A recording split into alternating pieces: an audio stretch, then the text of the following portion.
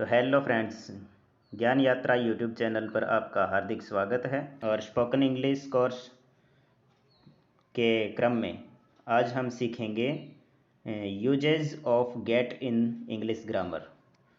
कि English grammar में get का यानी कि GET का कहाँ कहाँ पर प्रयोग होता है और गेट का क्या क्या मतलब होता है, क्या क्या मीन्स होता है गेट का। तो चलिए, today we will learn usages of get in English grammar.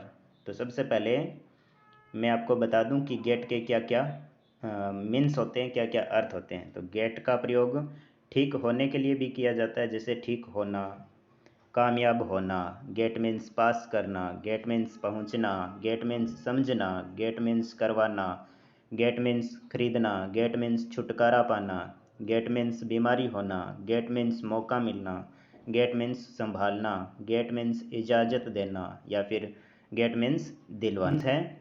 वो मीन्स हम समझेंगे वेरी इजी तरीके से नेक्स्ट स्लाइड में। आगे आने वाले 5 से 10 मिनट तक आप मेरे साथ बने रहिए और हम सीखते हैं कि कहाँ कहाँ पर गेट का प्रयोग किस प्रकार से होता है।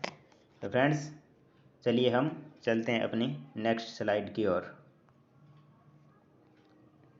हाँ, तो यहाँ पे सबसे पहले हमने लिया है कि usages of get in English. तो गेट का मतलब सबसे पहले हमने लिया है होना, यानी कि चेंज ऑफ स्टेट, जब स्थिति परिवर्तन हो रही हो। जब स्थिति परिवर्तन हो रही हो, जैसे सुबह से शाम हो रही हो, बच्चे से जवान हो रहे हो, या जवान से बूढ़े हो रहे हो, तो उसमें गेट का प्रयोग हम किस प्रकार करेंगे। तो उसके लिए इसका जो रूल है वो है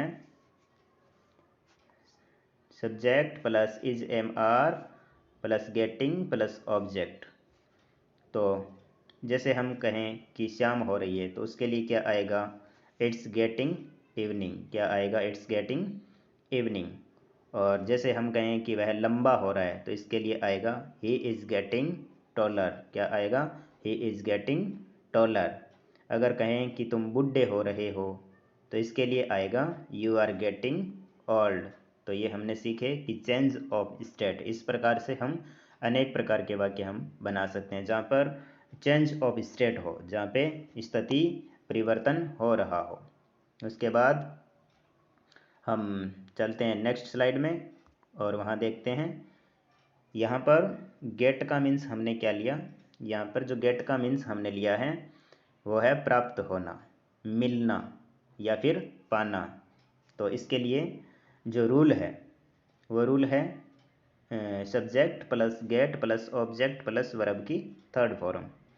तो यहाँ पे जैसे किसी ने कहा कि राम को स्कूल में एक घड़ी मिली, तो यानी रिवार्ड में मिली हो चाहे कैसी भी मिली हो, तो यहाँ पे हम इस वाक्य को कैसे बनाएंगे, Ram got a watch in the school. तो गेट का क्या हो गया, थर्ड फॉर्म हो गई गॉट। गेट की थर्ड फॉर्म क्या हो गई, गेट की थर्ड फॉर्म हो गई गॉट। और इसके बाद अगर हमें ये कहें कि तुम्हें अपनी सैलरी मिल गई है, तुम्हें अपनी सैलरी मिल गई, तो इसके लिए आएगा यू गॉट योर सैलरी, यानी कि गेट की थर्ड फॉर्म गॉट हो गई।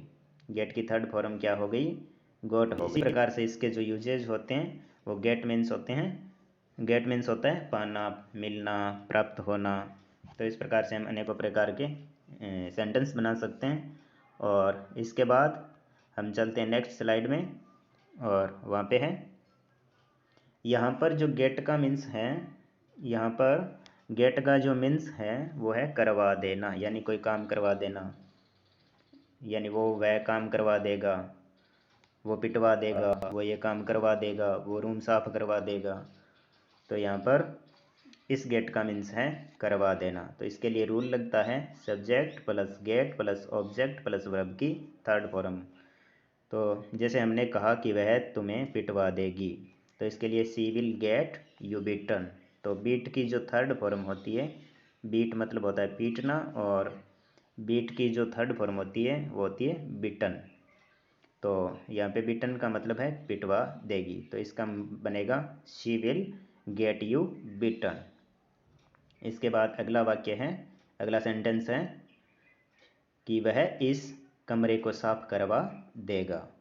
तो इसके लिए बनेगा, वह को बोलेंगे ही, और करवा देगा यानी फ्यूचर टेंस का है, तो इसमें हम लगाएंगे he will get this room cleaned.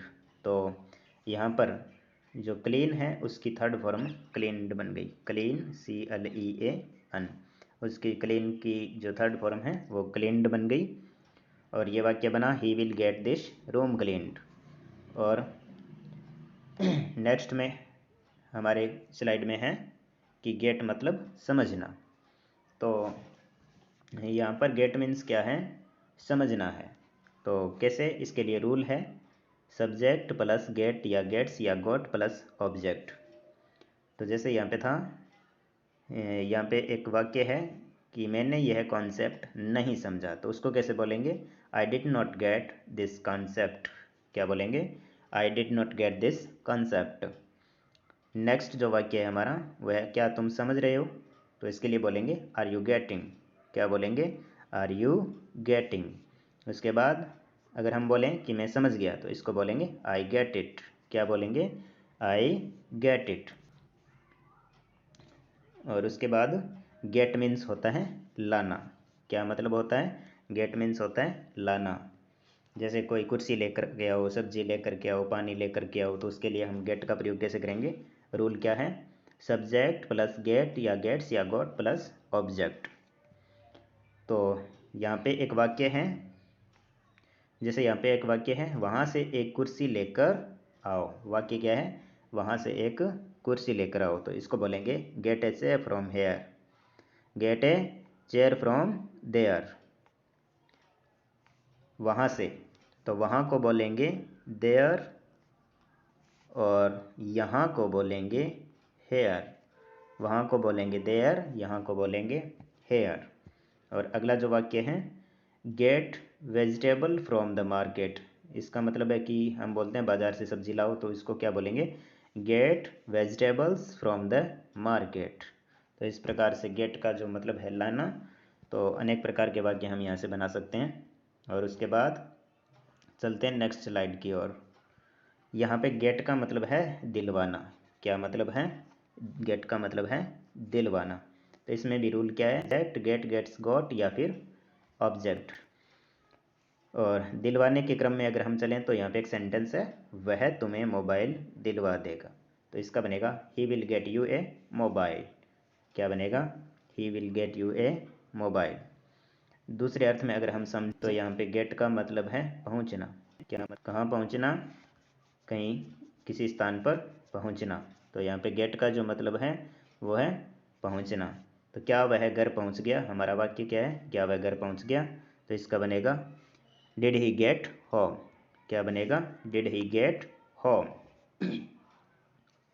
Next slide में चलते हैं। और यहाँ पर जो गेट का मतलब है वो मतलब है मौका मिलना। गेट मीन्स मौका मिलना। तो रूल क्या है, रूल है subject plus gate plus object. और जैसे मैंने वाक्य बोला मुझे उससे मिलने का मौका नहीं मिला। क्या बोला, मुझे उससे मिलने का मौका नहीं मिला। तो इसको कैसे बनाएंगे, I did not get a chance to meet him. I did not get a chance to meet him, ये इसका मीन्स बन गया। और दूसरा अगर हम माने तो यहाँ पर गेट का मीन्स होता है कमाना यानी earn money.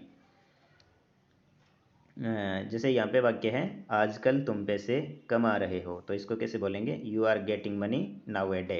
Now a day का मतलब होता है इन दिनों, लेकिन यहाँ पर जो मतलब है वो है पैसा कमा रहे हो, तुम आजकल पैसा कमा रहे हो। इसके बाद चलते हैं हम नेक्स्ट स्लाइड की ओर और देखते हैं वहाँ पे क्या मिलता है। तो यहाँ पे है गेट का मीन्स खरीदना। यहाँ पर क्या है, गेट मीन्स खरीदना, कोई चीज़ खरीदना। तो रूल क्या है, रूल है subject plus gate plus object. जैसे मैंने एक कार खरीदी, मैंने एक कार खरीदी, यहाँ पे कर लिखा हुआ है, सॉरी, यहाँ पे है मैंने एक कार खरीदी। तो इसका बनेगा आई गॉट ए कार। क्या बनेगा, आई गॉट ए कार। और दूसरे अर्थ में अगर हम माने तो गेट का मीन्स होता है इजाज़त मिलना यानी स्वीकृति प्राप्त होना। तो मुझे घूमने की इजाज़त नहीं मिलती। तो यहाँ पे हम कैसे बनाएंगे वाक्य को, I don't get permission for the roaming. I don't get permission for roaming. और चलते हैं हम नेक्स्ट स्लाइड की ओर। और यहाँ बस आज के लिए इतना ही। Thanks for watching. और आपसे रिक्वेस्ट है कि यदि आपको वीडियो अच्छा लगा हो तो हमारे चैनल को सब्सक्राइब कर दीजिए, लाइक और कमेंट कर दीजिए। मिलते हैं हम एक नए वीडियो में जल्द ही, तब तक के लिए जय हिंद।